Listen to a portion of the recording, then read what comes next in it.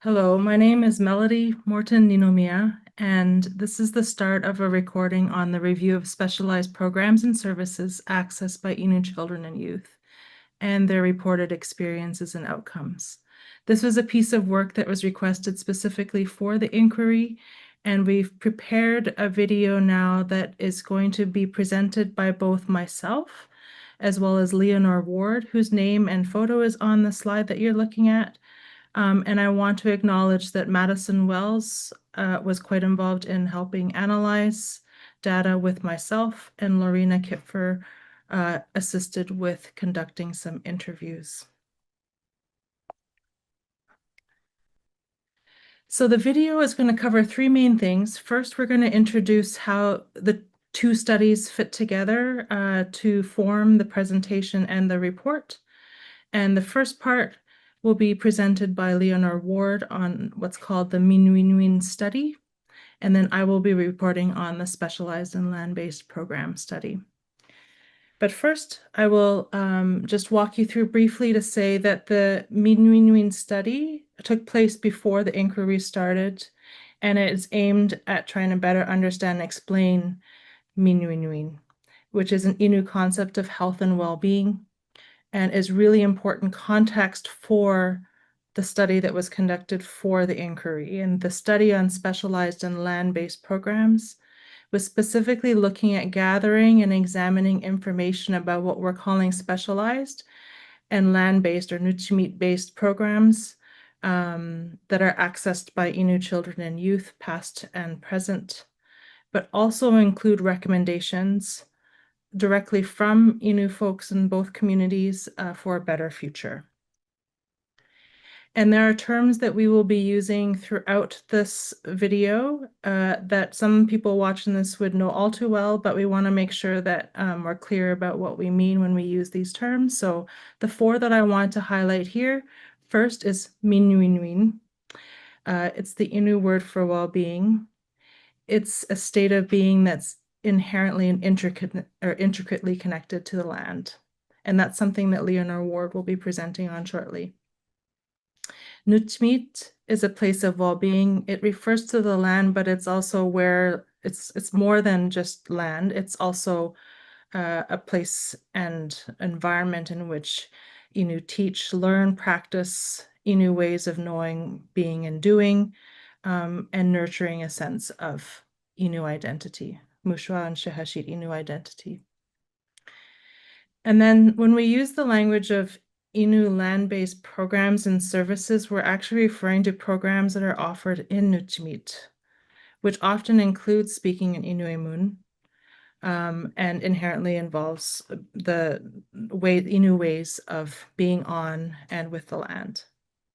Specialized programs and services refer to interventions that are offered to children and youth that are primarily focused on mental health, addictions, or medical challenges that fall outside of mental health and addictions, and recognize that specialized programs and services that are not Innu land-based tend to be rooted in Euro-Western models of individualized and clinical treatment.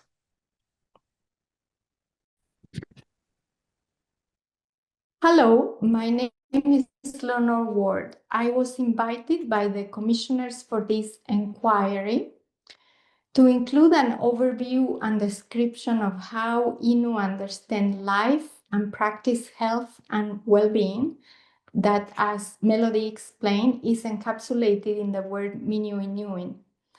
To understand the findings of the study that Melody will present, it is essential to step back and briefly highlight historical contexts that are precursors to contemporary social ills within both Innu communities. In addition, it is vital to learn about Mushuau and Shehashan and their interest in articulating for non-Innu people Innu knowledge and practices relevant to the land and its role in well-being. To avoid repeating the past, Innu must be respected and supported by understanding Innu ways that work to close service gaps. To achieve this, I have organized this background into 5 sections. First, I will briefly describe Labrador Inu's traditional life on the land and uncover Inu's worldview. Second, I will briefly discuss the historical context that gave rise to present-day social ills. Third, I will outline how cultural revitalization and the belief that the contemporary return to land activities is the foundation for health and well-being, Ninomiya, and for the rebuilding of Innu communities. Innu self-determination has many fronts, including doing research initiated by Innu in their areas of interest.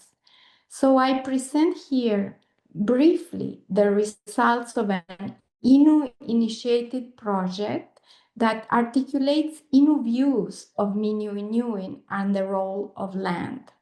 Lastly, I will present the implications of the findings of this study for this inquiry.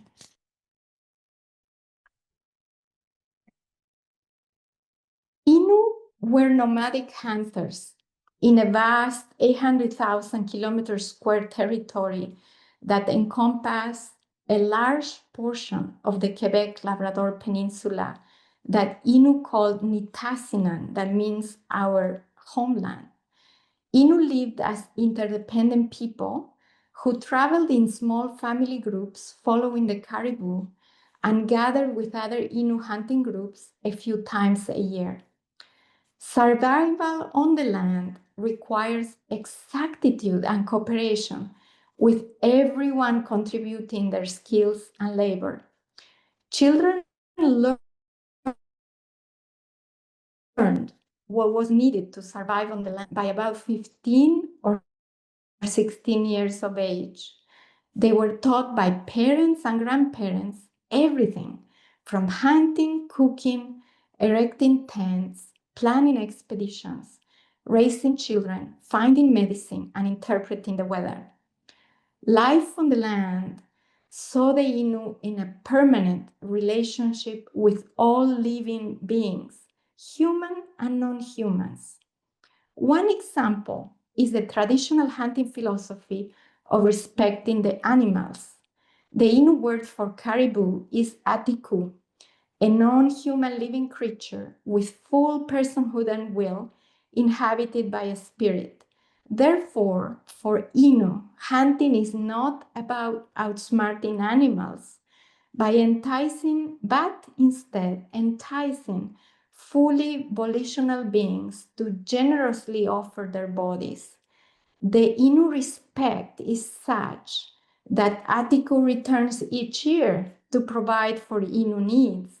This is meat and marrow for food, bones, and for spiritual ceremonies as well.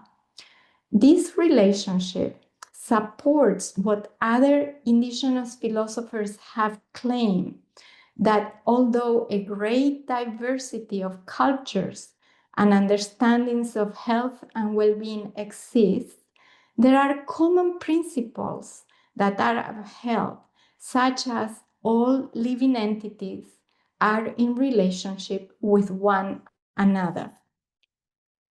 In the next slide, I will briefly talk about Innu historical context and their effects on Innu health and well-being.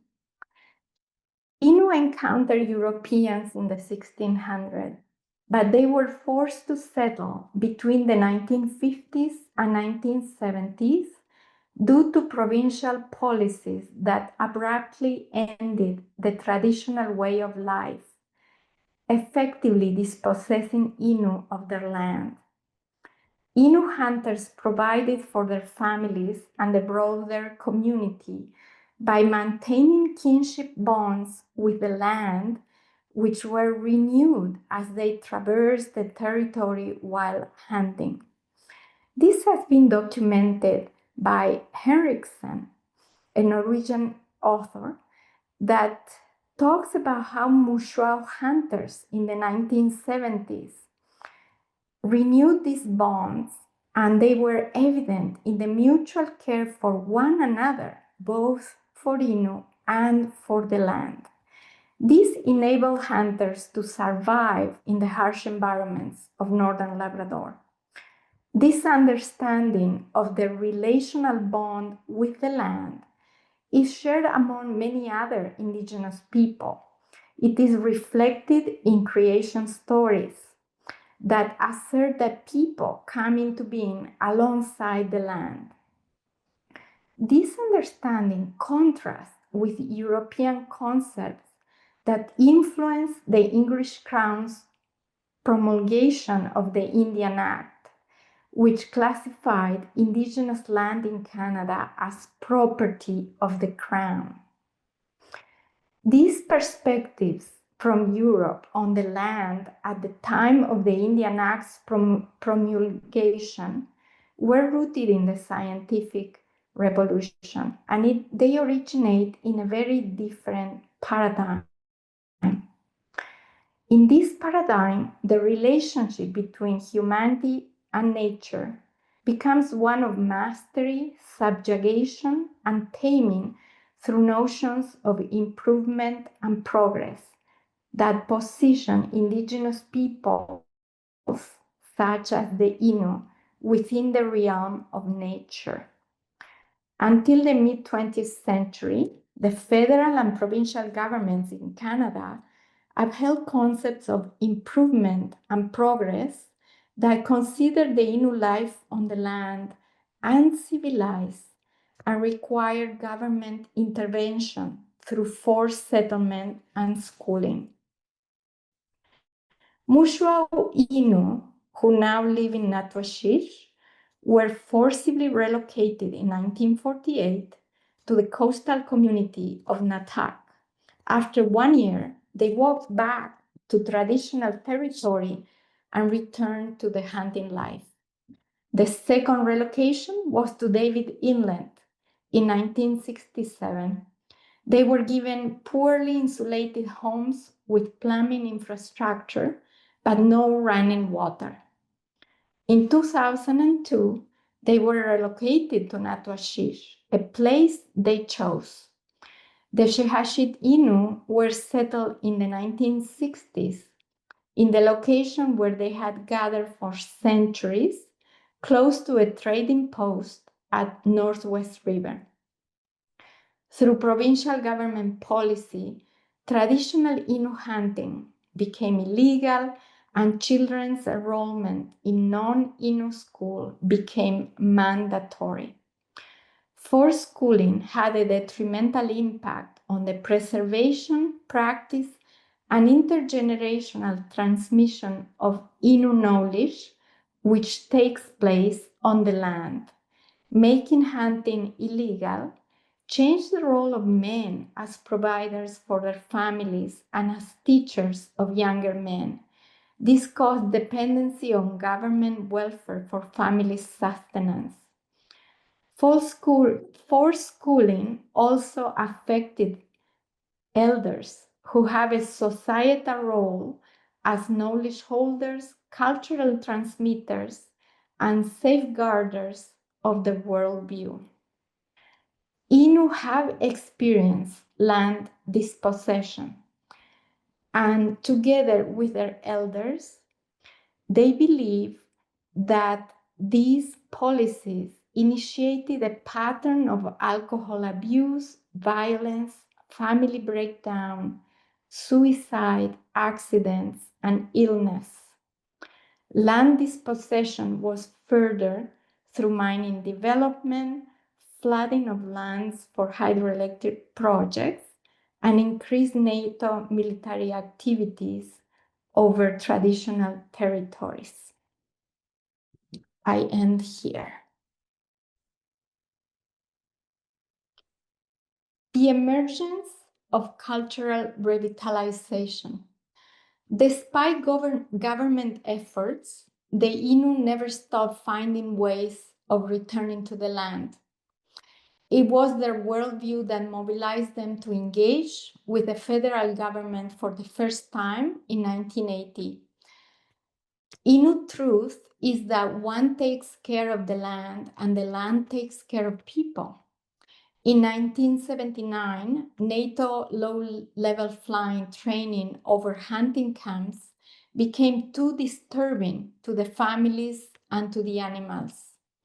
Military planes from European allied nations were based at the airport of Goose Bay, that is 40 kilometers from Shehashit, and they conducted training at low altitudes over lands considered unpopulated.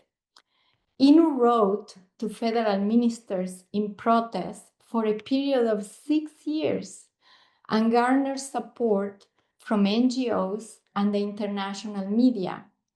In the late 1980s, in a tremendous showcase of strength to defend their lands, Innu engaged in contentious collective action by occupying the runways of the military airport in Goose Bay on multiple occasions. As a result of the protests, the government extended the Indian Act in 2002 to the Innu. This is a century and a half later than most other First Nations in Canada. The government also agreed to a settlement of land claims after noticing that public opinion was favorable to the Innu. Land claims were signed in principle in 2011, but to date, they have not been finalized. Another successful Innu negotiation was funding for families to go back to the land. This is known as outpost. These finances cover the cost of families for hunting in the spring and the fall and to revitalize their culture. The funding has remained unchanged in its nominal amount over the years. The protests confirm that the Innu are a people with knowledge and understanding of their land and generated many activists. One such activist is Elder Tauquesh Penashwe, who leads younger Innu on traditional walks in a rediscovery of their culture. Traditional Innu, such as Tauquesh, engage in activities that help younger Innu repossess a way of life on the land. When the Innu came under Indian Act authority, new Western-based health practices arrived in their communities. However, this failed to acknowledge how land dispossession has negatively affected the well-being of the people. Innu responded by advancing their self-determination through progressive steps, one of which was creating the Innu Roundtable in 2012. After extensive community consultation, the Innu Roundtable articulated a healing strategy in 2014. The healing strategy conceives a contemporary return to land activities as the foundation for health and well-being for the rebuilding of their communities. Innu self-determination has many fronts, and one is this study that we present next. In this study, Innu wanted to learn how Innu view well-being and how does the land support well-being. It is not that they have to learn, I should correct myself. Innu wanted to articulate these concepts for non-Innu people, for outsiders, that in the Innu language is described in the word agenasha. Innu possess an intrinsic understanding of well-being that is significantly shaped by their relationship with their land. Grasping this unique perspective is crucial because indigenous concepts of health, land, and cultural identity are holistically interconnected. Furthermore, there is no single pan-indigenous concept regarding the role of land and well-being. Rather, the views and perspectives on land's impact on well-being are specific to each indigenous group.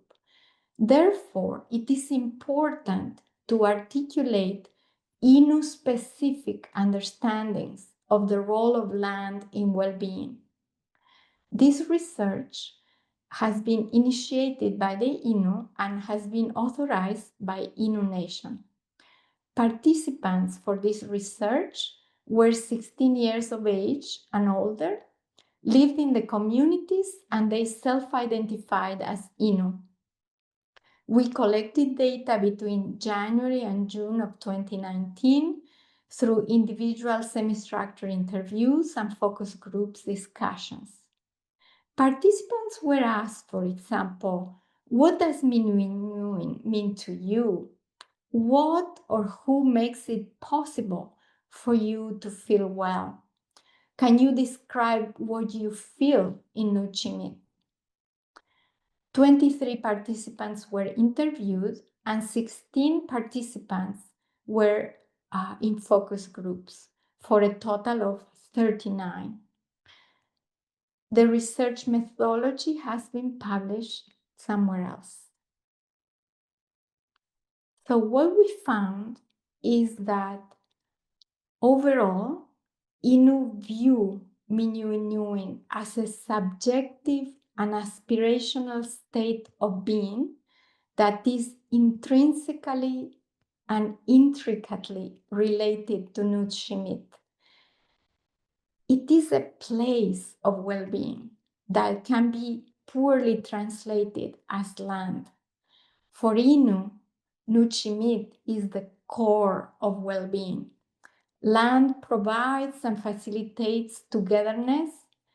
It also provides and facilitates relationships to all living beings, humans or non-humans. Land also provides the enactment of Innu culture through which Innu worldview is maintained and taught. And land also provides a place where Innu can find their identity as strong, free Innu people. The implications for this inquiry are that we need to enhance support for Innu land-based wellness programming. For example, facilitating families' connection to the land, offering land-based experiences to children in school, and developing land-based curricula. As well as we need to facilitate the active role of elders because they play a very important role in imparting teachings to the younger generation. While land-based activities have not traditionally been regarded as programs per se, we propose they be considered as such and that they consider the significance of Nuchimit in relationship to Ninomiya, that is well-being. We recommend that health programming be crafted with an understanding of the land's importance in fostering a sense of well-being among the Innu peoples, as this would truly bring Innu bodies, minds, emotions, and spirit home. This is the end. Thank you, Leo.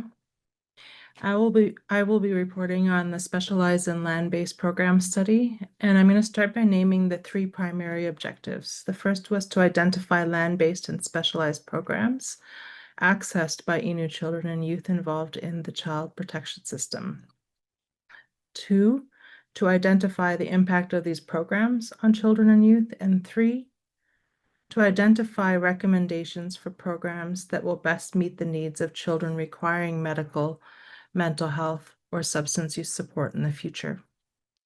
We did this by collecting information from 3 different sources. They include the hearing transcripts. We did this in part so that people wouldn't have to retell painful stories. And we combed through 49 transcripts highlighting anything that would help us understand information that would address the objectives. We also looked at 11 different documents, some of which were specific to Shahashit or Natwashish, but in most cases, they were relevant to both Shahashit and Mushwa Inu. We also conducted our own interviews with 19 people. And for the 19 people that were interviewed, they were people that were on a list that the Pathways group reviewed to make sure we weren't missing anyone obvious in the process of gathering interview information from folks in both communities.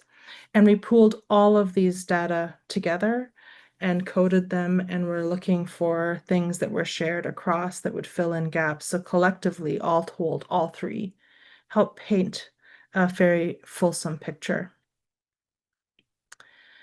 When we were identifying the programs and services, we always made sure that we were identifying which community it was for, or it was specific to, or was it for both? What type of program was it? Was it considered specialized, or was it more niche based, or was it a combination of both? We also organized the types of programs and services by who they were including in the program. And so we ended up separating ones that were for families of multiple generations, programs that were just for children and youth, and other programs that might just be for parents and adults only. We didn't originally plan to include that third group, but we did because we found it was going to be very helpful and important for reasons that will come up in a bit. And we also tagged them as being programs or services that had been offered in the past, ones that are offered currently, but we also talked about ones that we know are in the works or at the time of doing the interviews and looking at information, knew it was coming soon. I'm not going to walk you through this whole slide because there's too much information, and you can get a closer look when you look at the report. But what I would like to draw attention to on this slide in particular is, so if you look across the top, on the far left are programs and services specific to children and youth, whereas the middle column is for multiple generations, and on the right column is for adults and parents. And if you look across at the colors, what we've done is land-based programming is in yellow, and you will see there are by far well, maybe not compared to the combination, but in comparison, you can see that land-based programming is sparse. And it's sparse across all three. And the green represents programs that are a combination of both. But you'll see on the left for the Mushwa Inu, for example, there is nothing listed under combination of land-based and specialized for children and youth and for parents and adults.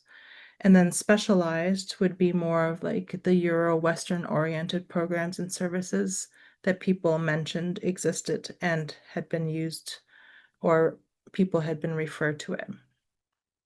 And I think you can look at the left side that has the Mushwa Inu and the number of programs on the right and for the Shahashit Inu, and you will see that there's a number of things that are on both, and that's because they're offered to both communities. But there are some that are definitely only on the Shahashit side because it's easier for people to access by geography. So next I will highlight key findings.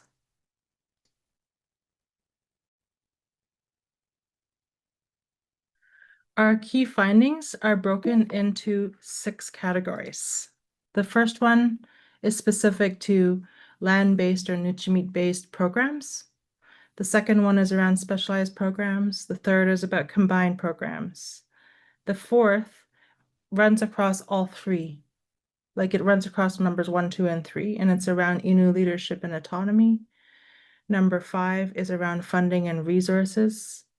And 6 is last, and it's really about what people from the transcripts and in the reports and in the interviews that we conducted recommend as their vision for a healthier future for children and youth. So I'm going to walk through numbers 1 through 6 in the upcoming slides here. So starting with land-based, Nuchimit-based programs, they by far had the most positive impacts on people's overall well-being, but also for family cohesion. This came up time and time again. This was pretty consistent across all of the data.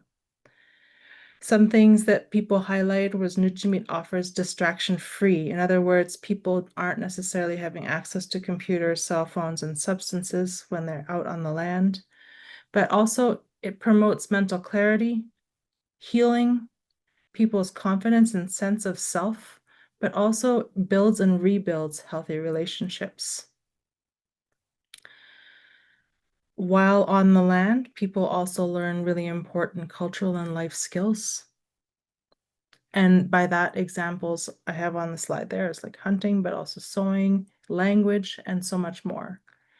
And it's really about trying to nurture the sense of having a good state of mind, health being conceived of as being more than physical health or just mental health, but also includes spiritual health, which is inherently all tied into a sense of self as an Innu person and having a strong sense of who they are, who people are as Innu. Nuchimit is also considered a form of medicine that is healing. And the only sort of repeated gap that was named was the need for consistent and ongoing funding to continue providing Nuchimit or land-based programming. In this presentation, I want to include the actual sort of words of people who we interviewed. So I'm going to read this out loud. So when they were brought to camp, I remember the coordinator met us and told us these were the kids who were having high risk in the community, and they might give us a hard time. But due to that, when they came in, we were expecting youth to give us a hard time, that they wouldn't listen, and they did at the first 2 days. There were complaints. They were complaining a lot. They were having the behaviors they were used to, but after 2 days, their behavior changed. They were helping out. They want to do stuff. They were talking. They obeyed the rules. They didn't give us a hard time for the next 10 days we were there. They were so helpful that I was seeing children, youth who had behavior problems in the community changing so much in a few days. I couldn't believe it. I said it is healing for youth to come in, Nuchmit, because you can see them so many changes, so much changes. I can't imagine how they felt. Like they were inclusive. You get to talk with them. They were the kids you had seen had problems in the community, but in Nuchimit, they were so helpful. You could talk to them. You could easily connect with them. That's how I feel, that Nuchimit is healing. I truly believe that.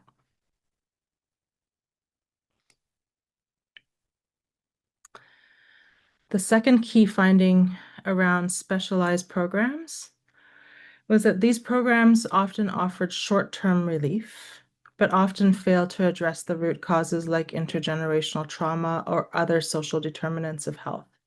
I do have a slide later on about the social determinants of health, so I'll circle back to that if you're wondering what that's about. They are frequently staffed by non-Innu professionals that may lack culturally safe care. There often may not be safe housing options or transportation for people who access the specialized programs. Oftentimes there are long wait lists. There's the sort of inconsistent availability due to staffing issues. So sometimes the programs couldn't be offered consistently because the retention of staff wasn't there. And there was a lot of talk about the lack of aftercare. Aftercare refers to what happens after a program is done, which often unravels any progress that was made while at a program or a service. And on the right side here, just to identify some identified gaps, that there were very few specialized programs that were Innu-informed or used a holistic approach. Very few that had timely and comprehensive options that were close to home. There were very few programs that included whole families to be involved. It was tailored just for the children or youth, so they were going back to the same environment that was already quite disruptive before they went to treatment or to a program. Another gap was that programs don't really intend to build long-term relationships with the people that access the programs, and there rarely is aftercare resources. A quote related to this theme about programs that don't include parents specifically is, yes, they've dealt with what they or how they're feeling, but you know what happens after that? How do they talk to their parents about what is going on between them? Like, I find there is a big gap there. So it's really talking about how you can do work with a child or a youth, but if some of the root causes include their relationship with their parents, there isn't a way to work on that without including the parents somewhere in the process. About combined programs, it was found that integrated programs were sometimes the most effective. So in other words, sometimes there are programs that have specialized care like counseling or nursing that are combined with Nuchimit or land-based components. And then so together, people found that helpful. And particularly programs were considered quite effective if they were led by Indigenous staff, but even more so if they were led by Innu staff. And programs that were really attending to the physical, mental, emotional, and spiritual needs simultaneously. Specialized programs led by Innu community members like SIM have made some major strides in addressing immediate needs like safe housing.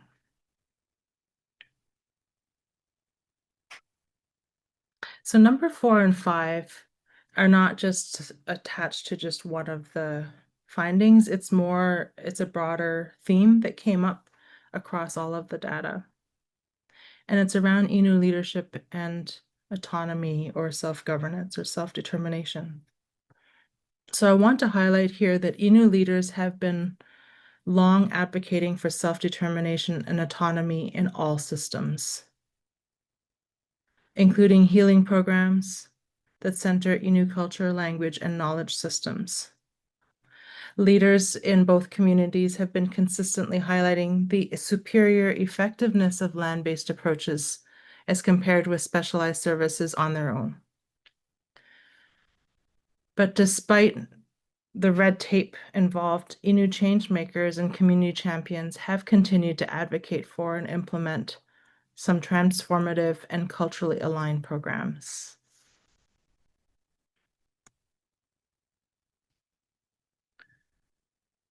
This one is not particularly a positively framed quote, but I did want to include it because I think it speaks to some of there were strengths that people named, but also named some frustrations or desires for change in the future. And one of the people that were interviewed said, there's young girls prostituting their bodies just to get drugs. These are young girls who are actually mothers. You know what I mean?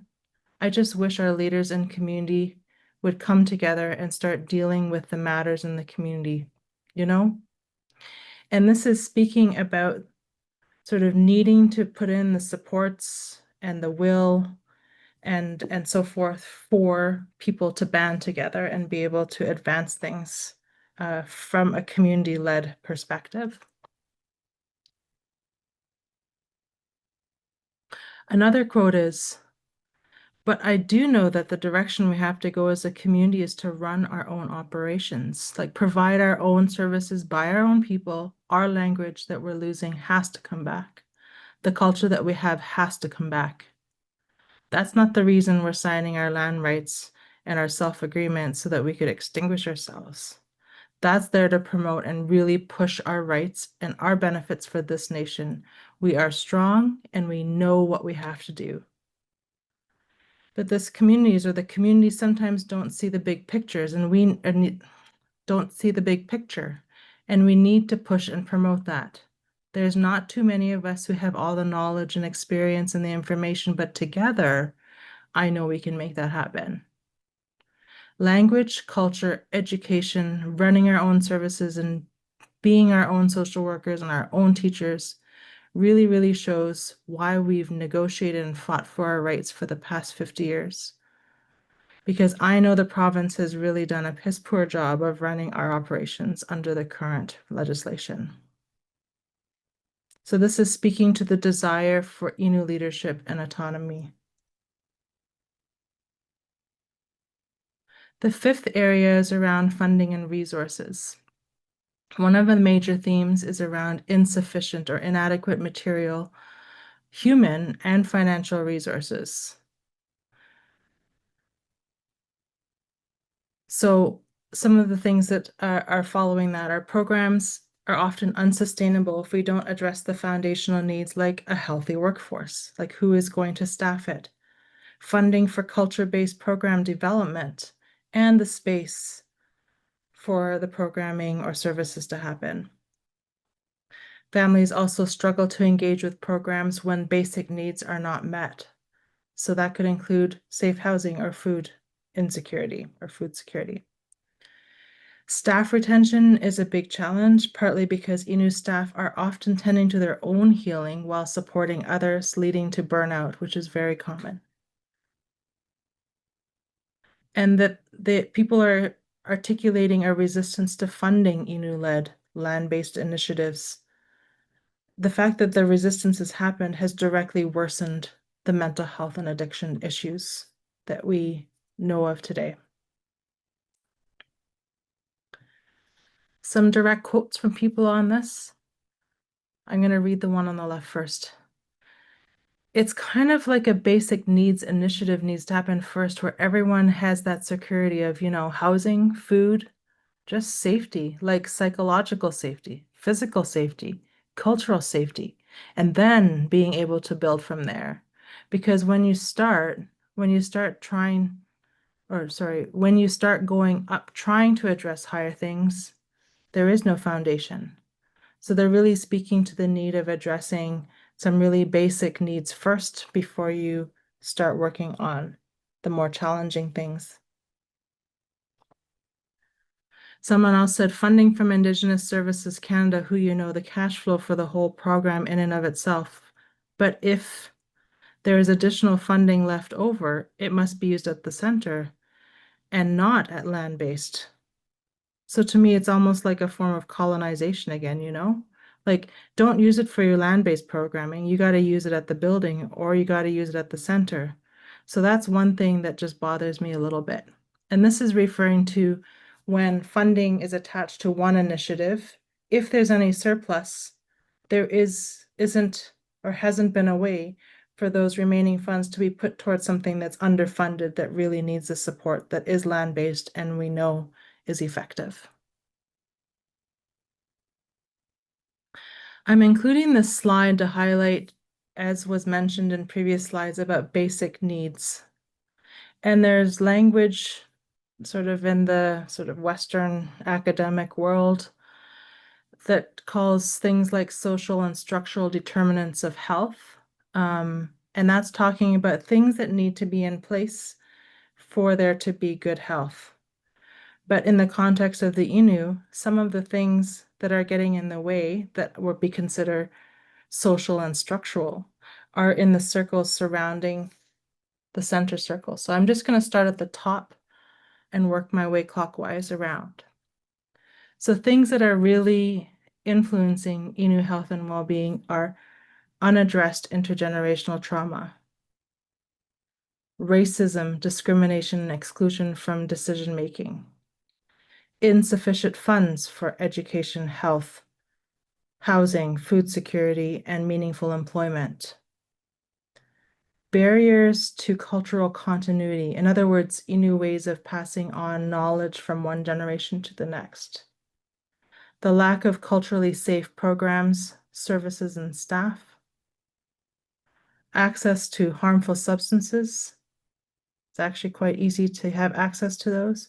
And lastly, the lack of local culturally relevant data to inform future decisions. So there's, at the present time, not a lot of super local data that the community has decided is important to know how to make decisions or be able to track progress.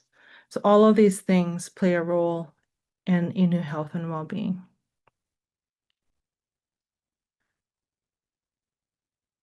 The last key finding is recommendations, and they're not like mine or anyone on our research team's recommendations. These are recommendations coming from Shahashit and Mushwa Inu folks that were part of this project.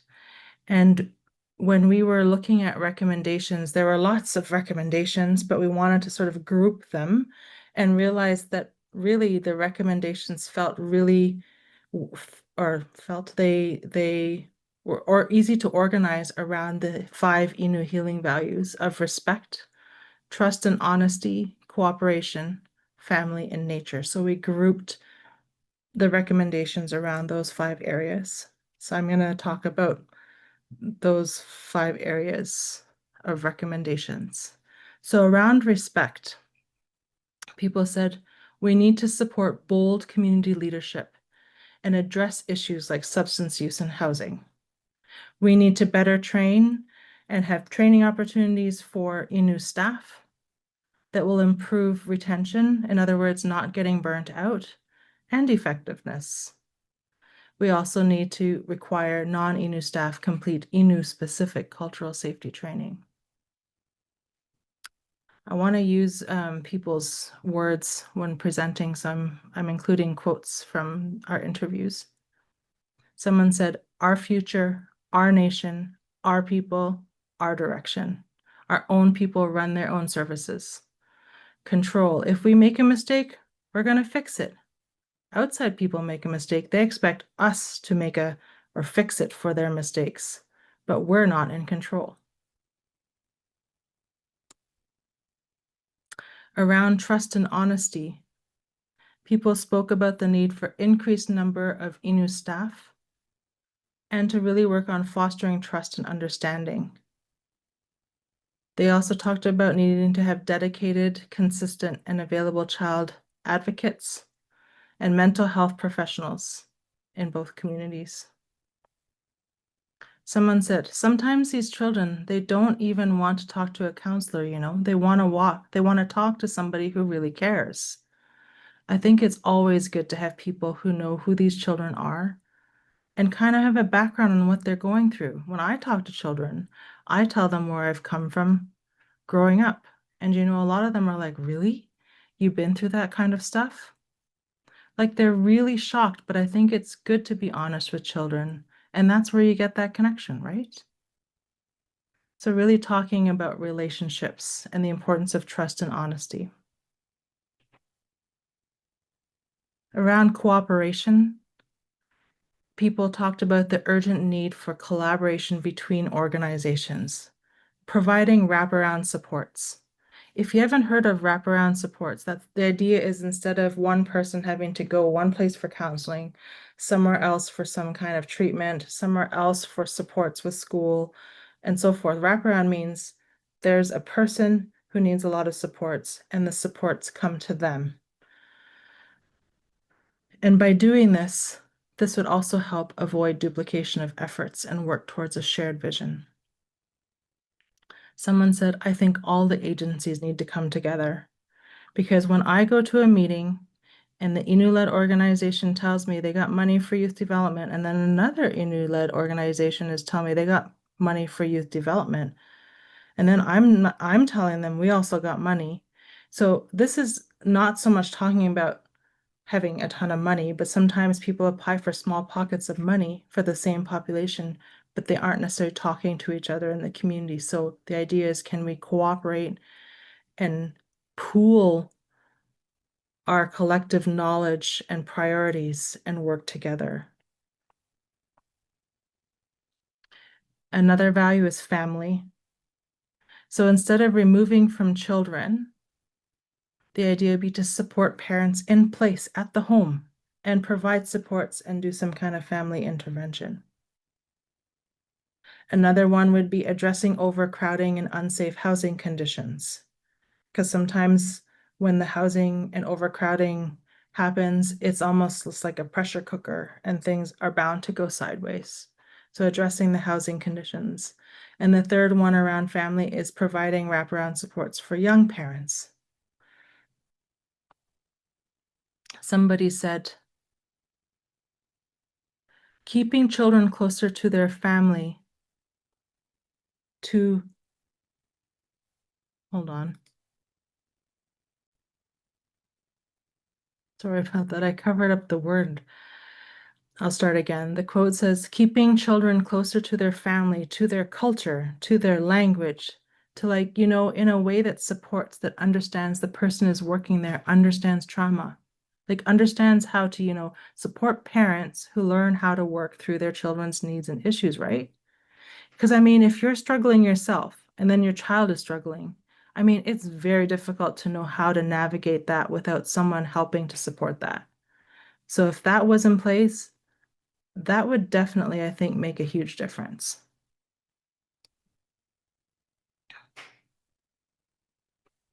And the last one is nature. And around this, people said we need to reinvest resources that are going to Euro-Western interventions into more Innu land-based healing approaches. We need to increase the funding for healing initiatives and land-based programs in Nujimit. We need to ensure children in care have material belongings and skills needed to spend time in Nujimit.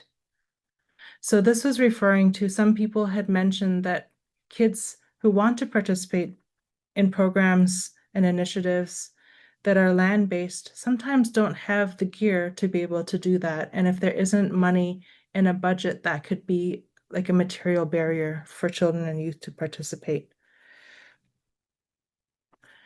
And one person said, culture is one of those things that strengthens yourself and the people around you. It provides healing. It provides a framework for you to be able to, like, a base for your strength.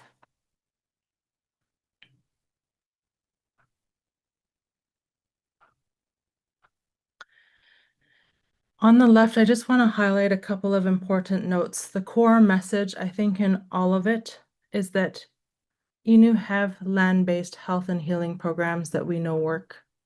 Nujimit is where Innu have experienced and reflect this concept of minuinuin that Leonor was describing.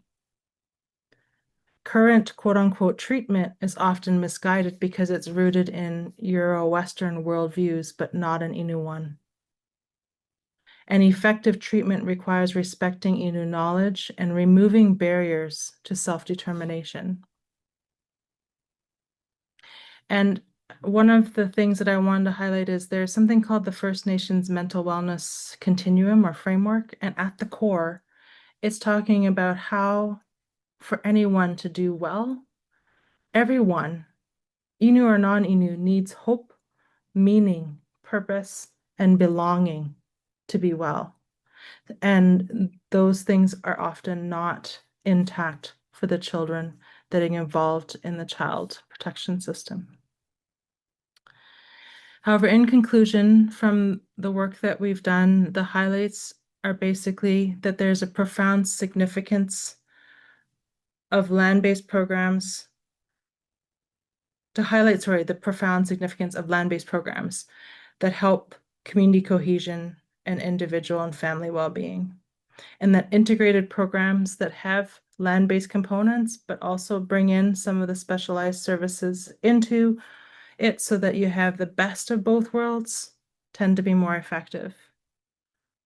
The systemic overhaul through Innu self-determination or self-governance is crucial to address the social determinants of health, such as housing, employment, and other forms of discrimination, and to improve the outcomes for Innu children and family by taking an upstream approach to preventing the reasons why children and youth need interventions in the first place. And that is the end of our presentation. Thank you for listening.